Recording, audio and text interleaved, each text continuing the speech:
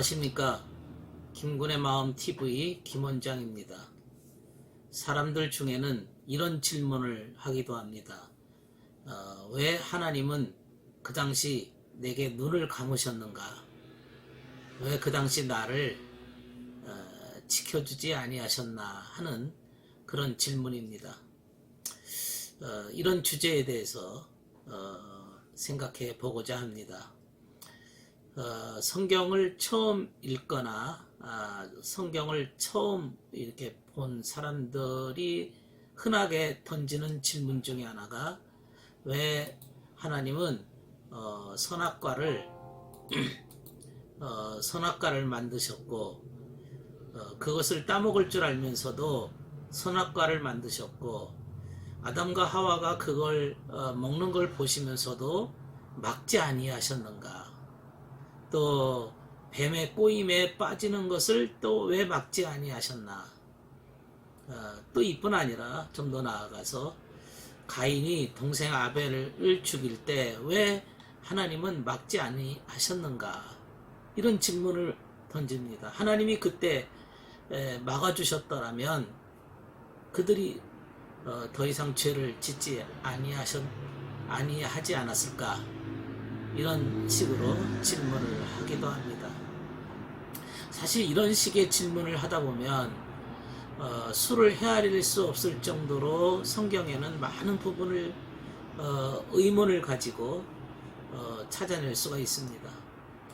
개인적으로도 이런 질문은 스스로 하나님께 대하여 왜 그때 하나님이 그런 일들을 미리 이렇게 벌어질 것을 아시면서도 내게 닥친 운명적인 그 사건에 대해서 하나님이 막아주시지 않았을까? 그러면 지금의 이런 고통은 없었을 텐데 왜 그 당시 하나님이 막아주지 아니하셨을까 하는 그런 의문입니다. 하나님은 왜 그 당시 눈을 감으셨는가? 나를 버리셨는가? 이런 질문은 살면서 수도 없이 하는 질문입니다.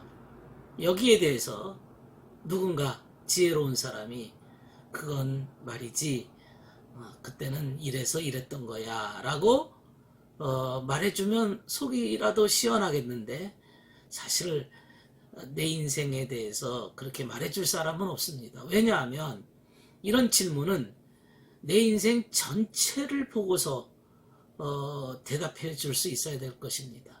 이 세상뿐 아니라 저 세상에 이르는 것까지도 전체를 보고 그때의 한 부분을 이렇게 대답할 수 있는 질문입니다. 왜냐하면 어떤 사람의 질병을 알기 위해서는 그 사람의 몸 전체를 알아야 됩니다. 한 부분만 가지고 알 수 있는 것은 아닙니다. 몸 전체를 알고 그 부분의 질병을 찾아낼 수가 있는 것이죠.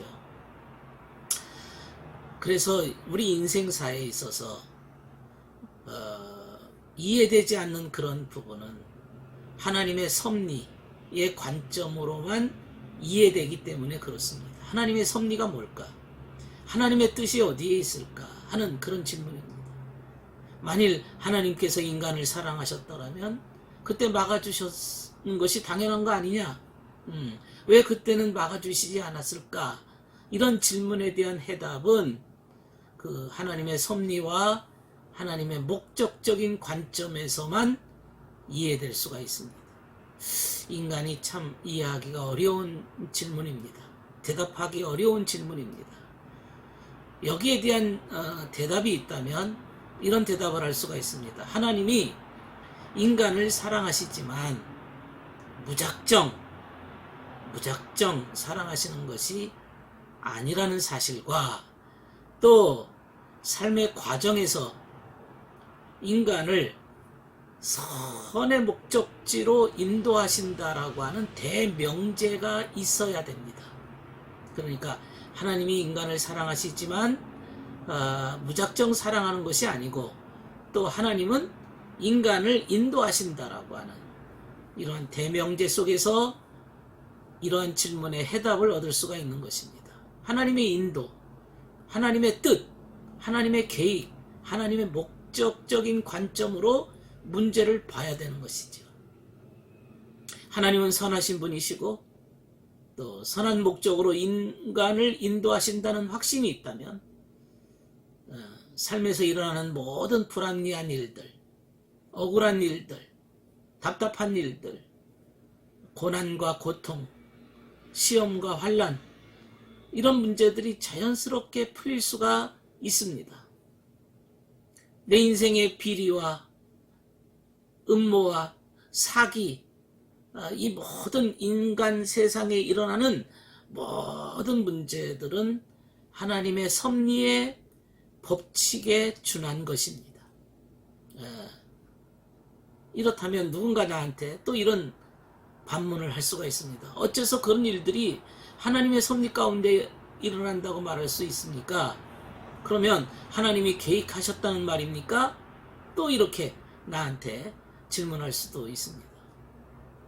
여기에 대해서 대답해 드린다면 그것은 하나님이 계획하신 것은 절대 아닙니다. 너의 고난과 시험과 환난과 너에게 닥쳐오는 여러 가지 불미스러운 일들을 하나님이 계획한 것은 아닙니다.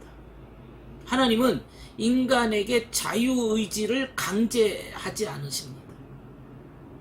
억지로 로봇처럼 인간을 마음대로 통제하시는 분은 아니십니다. 인간에게 자유의지라고 하는 걸 주셨기 때문에 스스로 행동하고 스스로 선택하고 스스로 움직이기를 원하십니다. 너의 그 문제는 사실은 인간이 저지른 결과입니다. 하지만 하나님은 너의 그러한 문제 선택에 대해서 더 큰 구원의 목적을 위해서 인도하신다는 겁니다. 내가 확실하게 아는 것은 그겁니다. 이는 마치 교통사고 당한 환자에게 의사가 이렇게 따집니다. 왜 조심해서 운전하지 못하고 이렇게 사고를 냈냐? 이렇게 호통을 치거나 핀잔을 주거나 따지는 의사는 없습니다. 지금 당장 현실이 교통사고 났기 때문에 지금 이 의사에게 필요한 것은 치료를 해주는 겁니다. 왜 이렇게 이런 실수를 했냐고 따지는 것이 아니라 지금 당장 이 환자를 치료해주고 이제 치료했으니 앞으로 이런 부분은 조심하시고 약을 먹고 건강을 회복하기를 바랍니다. 이렇게 말해주는 것이죠. 이런 말들이 지극히 현실적이고 이 환자에게 무엇이 필요한지를 알고 처방한 것이고 환자의 인격을 존중하기 때문에 이런 말을 해주는 겁니다. 여기에 대해서 이제 허용의 법칙이라고 하는 하나님의 섭리적 관점에서 하나님이 허용하시는 것이 있다. 그것이 허용하는 하나님의 법칙에 대해서 생각해 보려고 합니다. 하나님의 허용의 법칙이라고 하는 것은 인간의 악을 보시고도 오래 참으시는 법칙입니다. 이게 하나님의 법칙입니다. 사람들도 역시 자식이 하는 짓이 마음에 들지 않지만 그럴 때로는 허용해 줄 때가 있어요. 좀 더 두고 보자. 좀 더 시간이 지나면 철이 들고 그러면 좀 깨닫게 되겠지 하면서 기다리고 있는 부모도 있습니다.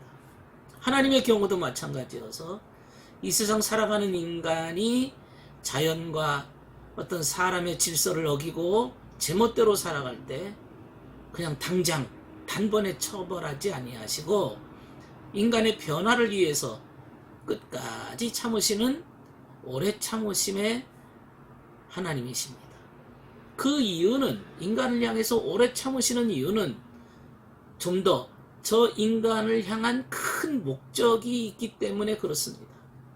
다시 말해서 인간이 어떤 기준에 맞지 않는 행위가 발견되었다 손 치더라도 큰 목적을 위해서 참고 인내하시고 기다리신다. 그런 뜻입니다. 이렇게 본다면 그분의 인내라고 하는 것은 정말 놀랍고 경이로운 것입니다. 잊어버리는 것이 아니라 하나님이 침묵하는 것이 아니라 하나님이 모른 채 하는 것이 아니라 인내하신다, 참으신다. 이러한 사실에 대해서 이걸 허용의 법칙이라는 말입니다. 그러니까 성경에는 하나님의 오래 참으시는 하나님으로 표현됩니다. 그것은 인간의 유익을 위해서 참으신다, 그런 뜻입니다. 그러니까 그럼 인간의 유익이 뭡니까? 도대체 사람의 뭐가 유익된 것입니까? 이렇게 또 질문할 수가 있습니다. 허용의 법칙이라고 하는 것은, 하나님의 오래 참으심의 법칙이라고 하는 것은 인간이 죄악 중에서 빠져나올 수 있도록 기회를 주기 위함이다, 이거죠. 그러니까 인간은 스스로 자신이 악의 구렁텅이에 빠져 있으면서도 자기는 악의 구렁텅이에 빠져 있다고 생각하지 않습니다. 그렇게 느끼지 않습니다. 자기는 악을 행하고 있다고, 악행하고 있다고 생각하지 않습니다.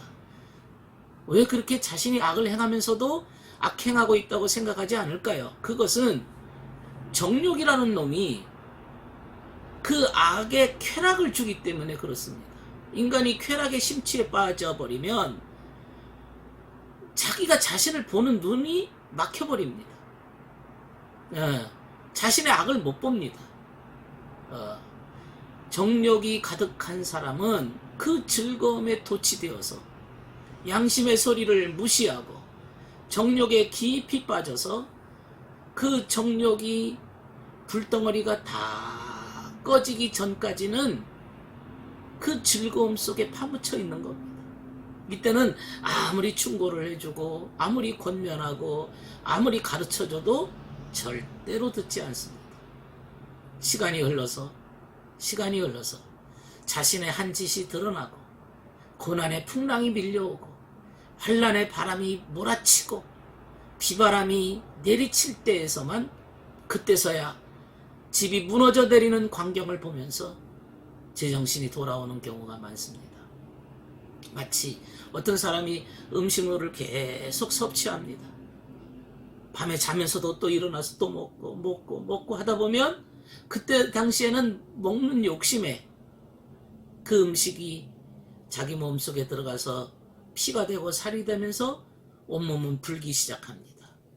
그래서 더 이상 자신의 몸을 지탱할 수 없을 지경에 도달해서야 그로 인해서 어떤 병이 생기고 몸이 너무 무거워서 움직일 수 없을 정도가 되어서야 내가 그간에 너무 많이 먹었구나 라면서 그때 가서 돌이키는, 깨닫게 되는 경우가 있는 것과 같습니다. 인간은 자신의 행위에 대해서 고치려는 의도가 없습니다. 너무 쾌락에 빠져 있거나 자만에 빠져 있거나 이런 것들이 자신에게 이러한 고치려고 하는 마음을 다 닫아버립니다. 아무도 그거에 대해서 말해줘도 듣질 않습니다. 오히려 싸움을 겁니다. 싸웁니다. 그가 그렇게 할 수 있었던 것은 하나님이 그에게 당장 지금 벌을 내리지 않았기 때문에 그렇습니다.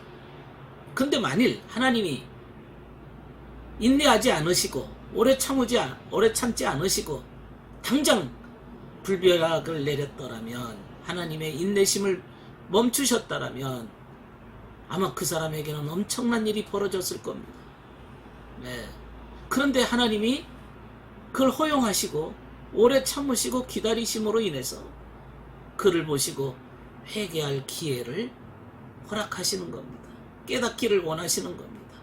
스스로 자신의 잘못됨과 악을 보면서 돌이키기를 원하시는 겁니다.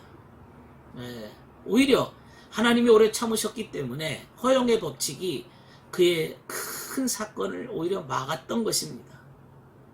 다행히 그에게 그런 일이 벌어지지 않았고 고난의 풍랑 속에서 정신을 차리고 잘못을 깨닫게 되는 것입니다. 이처럼 하나님은 어떤 큰 목적을 위해서 현재의 잘못을 허용하시는 경우가 있습니다.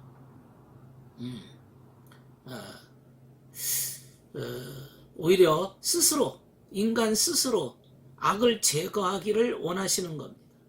그런 기회를 주시는 겁니다. 그 깨달을 수 있는 시간을 벌어주신 겁니다.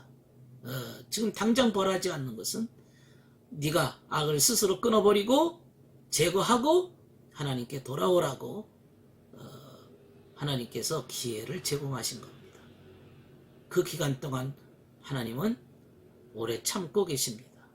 두 번째 이유가 있습니다. 하나님의 허용의 법칙 두 번째 이유는 인간이 스스로 판단하지는 못하지만 하나님은 인간이 악에서 떠나도록 하시기 위한 것이라는 거죠. 무슨 말인가 하면 하나님은 인간이 모르는 일을 통해서 여러 방법을 사용해서 인간이 악에서 벗어나도록 인도하신다는 거죠. 가만히 그냥 참고만 계시는 게 아니라 어떤 방법을 통해서라도 악에서 벗어나기를 원하시는 하나님은 지금도 인도하고 계신다는 뜻입니다. 우리도 지난날을 한번 돌이켜봅시다. 나의 지난날을 돌이켜보면 하나님이 내가 죄악 중에 있을 때, 내가 죄를 범하고 있을 때 하나님이 인도하셨던 일들이 있지 않았습니까? 당시에는 그것이 하나님의 방법이었다, 하나님의 뜻이었다, 하나님의 계획이었다, 하나님의 섭리였다라고 생각하지는 못했습니다.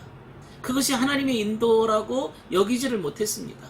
그런데 시간이 지나고 보니까 모든 것이 하나님의 섭리였다는 사실을 나중에 가서야 알게 되는 경우가 있습니다. 그래서 인간들은 돌이키고 난 다음에 모든 것이 하나님의 은혜입니다, 이렇게 고백하기도 합니다. 인간이 깨닫고 악에서 벗어나도록 하기 위하여 하나님께서는 이 모양 저 모양으로 인간을 연단하시고 이끄시고 인도하시는 겁니다. 시련을 당하는 것도 역시 하나님의 인도입니다. 왜? 그때 가서라도 반성하고 깨닫고 돌이키기 원하시기 때문에 그렇습니다. 그 방법이라고 하는 것은 너무너무 무수하게 많습니다. 사람을 통해서, 질병을 통해서, 또 어떤 사건을 통해서, 환경을 통해서, 여러 가지를 통해서 하나님의 인도와 계획과 뜻이 인간에게 막 밀려옵니다. 그건 하나님의 인도입니다. 하나님의 인도입니다. 그렇게 할 정도로 하나님께서는 그런 식으로 또 인도하십니다. 이렇게 인간의 악이라고 하는 것이 하나님이 그렇게 참으실 정도로, 보이지 않게 섭리로서 인도하실 정도로 그렇게 질기고 단단하기 때문에 그렇습니다. 겉으로 보면 아무 문제 없어 보입니다. 그러나 그 속에는 온갖 악령들이 간교함과 완악함과 강팍함과 속임수와 변명과 원망과 교만이 속에 자리 잡고 있기 때문에 그렇습니다. 이런 것이 마음속에 물려 있습니다. 그러다가 결국에는 그것이 언젠가 밖으로 드러날 때가 있습니다. 마치 아까 음식물을 먹으면 살이 찌는 것처럼 밖으로 이렇게 완전히 열매를 맺을 때가 옵니다. 열매가 맺혀질 때가 옵니다. 이미 굳어질 때가 옵니다. 그것도 하나님이 밖으로 드러나도록 허용하십니다. 인간은 그렇게 완악하기 때문에 그 결과가 드러나는 것을 직접적으로 경험하기 전에는 자신의 그 정욕과 죄악이 얼마나 컸던가를 생각하지 않습니다. 그런데 그 열매를 맺음으로 인해서 자신의 정욕이 얼마나 무서웠던가를 스스로 보게 만드십니다. 스스로 보게 만드십니다. 처음에는 인간이 정욕의 어떤 쾌락을 느끼면서 죄를 범하고 시간이 갈수록 피가 되고 살이 되는 것처럼 정욕이 온 몸에, 온 마음에 익어버립니다. 그렇게 되면 인간의 시작된 정욕이라고 하는 것이 하나의 삶이 돼버리고 본인도 모르는 사이에 악으로 굳어집니다. 마치 암덩어리가 굳어지듯이 단단한 돌멩이처럼 암덩어리가 굳어지듯이 처음에는 쾌락으로 시작된 것이 정욕으로 돌변하고 정욕이 암덩어리 악이 돼버립니다. 몸의 체득이 되어서 영혼의 체득이 되어서 열매가 나타납니다. 아까 몸이 뚱뚱해지면 이제 그 다음부터는 어떻게 해야 됩니까? 이제는 안 먹어야 됩니다. 안 먹어야 됩니다. 먹는 걸 줄이고 금식을 해야 될 정도입니다. 이건 누구나 다 아는 사실입니다. 더 이상 먹었다가는 심각해집니다. 예. 이제 알았다면, 뚱뚱해진 것을 알았다면 스스로 노력하는 자세가 필요합니다. 만일 인간이 아무리 먹어도, 아무리 계속적으로 먹어대도 뚱뚱하지 않는다면 어떻게 음식물을 줄이려고 시도하겠습니까? 계속 먹어서 몸에 탈이 나는데도 불구하고 계속 먹어댈 겁니다. 그런데 몸이 뚱뚱해지니까 이게 이대로 가다가는 문제가 생기겠구나, 이거를 깨닫고서는 이제 음식물을 줄이게 되는 것 아니겠습니까? 마찬가지입니다. 인간의 악의 열매가 드러난 것을 알게 되면 자신의 잘못을 이제는 고치려고 들 겁니다. 이 열매 때문에 이제 수치심을 겪게 됩니다. 주변 사람으로부터 부끄럽고 창피하고 두렵고 남들의 비난이 쏟아짐으로써 자신의 악의 열매가 이렇게까지도 무섭구나, 그러면서 이제는 스스로 고개를 숙이고 자기 잘못을 뉘우치게 되는 것이죠. 그러기에 하나님은 이 비밀리에 커가고 있는 이 악의 열매가 드러나도록 허용하십니다. 이런 것들이 허용 법칙입니다. 만약에 그것을 허용하지 않았다면, 아무리 먹어도 뚱뚱하지 않는다면 언젠가 그의 영혼은 그야말로 목숨을 잃게 됩니다. 그것 때문에 목숨을 잃게 됩니다. 하나님의 허용의 법칙, 그것은 인간이 스스로 깨닫고 스스로 판단하고 스스로 뉘우치고 스스로 돌아오도록 오래 참으시는 하나님의 법칙입니다. 오늘 여기까지 하겠습니다. 들어주셔서 감사합니다.